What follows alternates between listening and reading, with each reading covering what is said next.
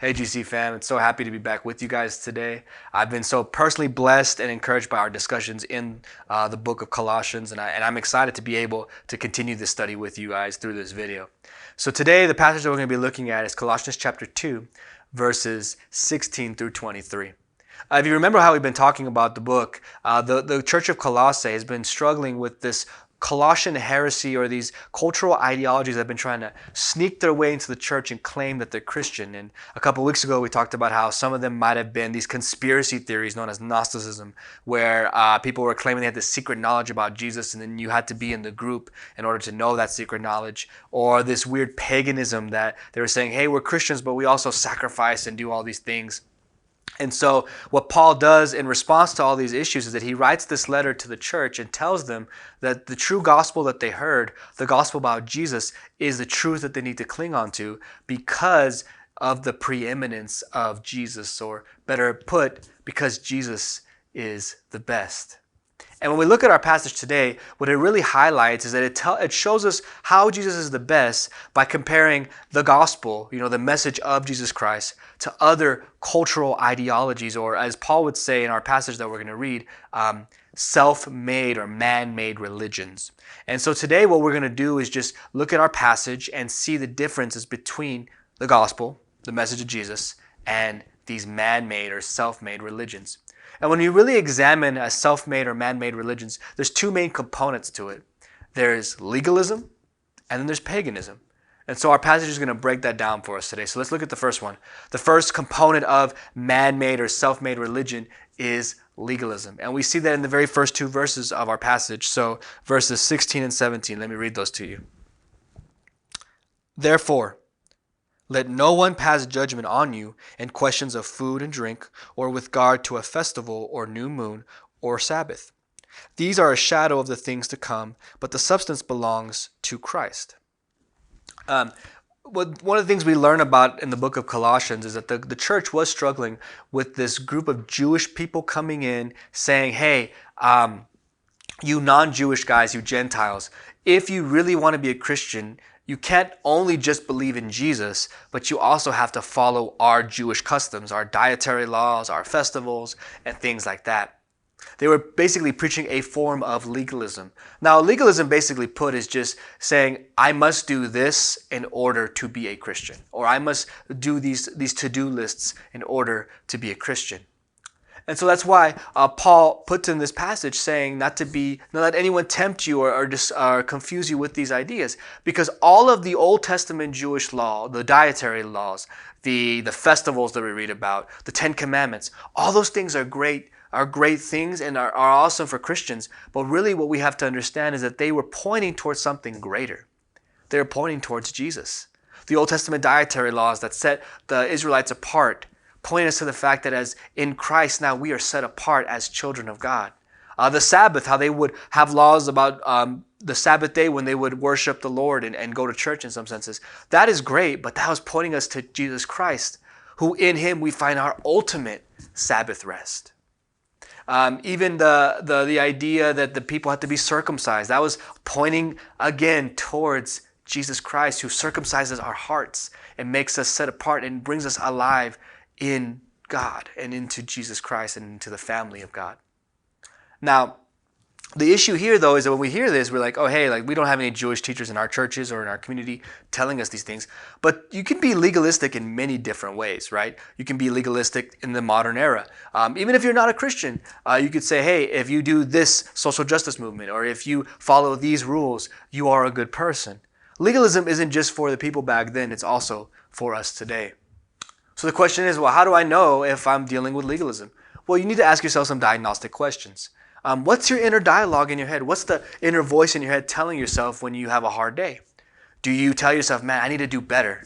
Or man, I wish if I only had this, or if I could be better this way, things would go well.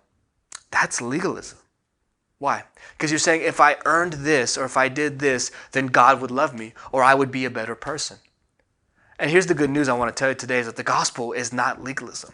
The gospel is not about how we can get to God or how we can be better people. The gospel is the message of how God came to us in the form of Jesus Christ. How there's nothing we could do to better ourselves or make ourselves spiritually alive, but in His mercy, God sends His Son Jesus to revive our hearts and to make us right with Him, even though we have failed God's standard in many ways. So I hope you're encouraged to know that legalism, and many of us may struggle with this, is not the answer. It's not Christianity. It's not the gospel. The gospel is the good news, is that you can never earn God's love, but in His love, He came and made a way for us to be in a relationship with Him where we can experience His unconditional love that we could never earn. So that's the first component of self-made religion.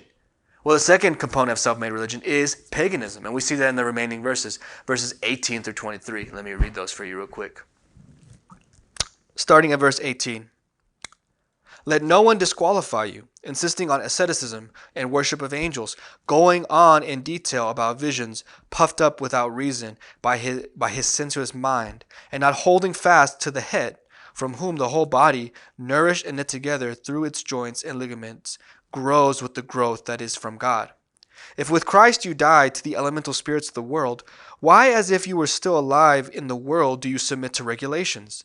Do not handle, do not taste, do not touch, referring to things that all perish as they are used, according to the human precepts and teachings.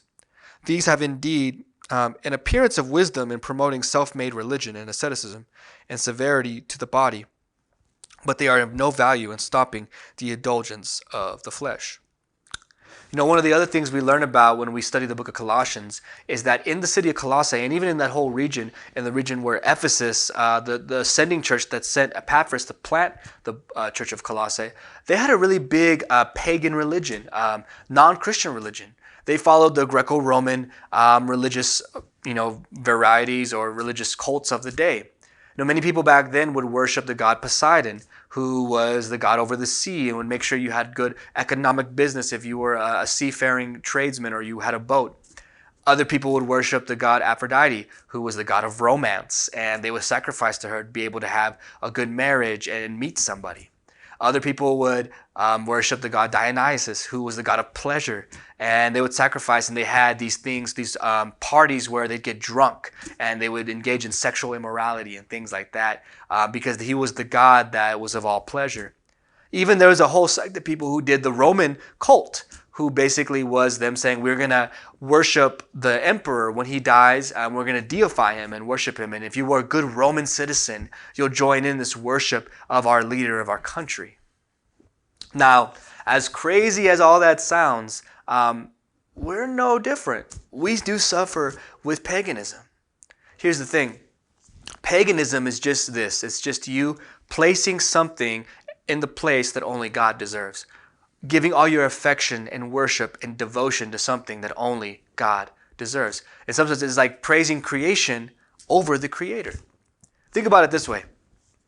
We may not worship the God of the sea, but we do sacrifice our time and our money and our life to idols like our jobs and money and other resources for pleasure and prosperity.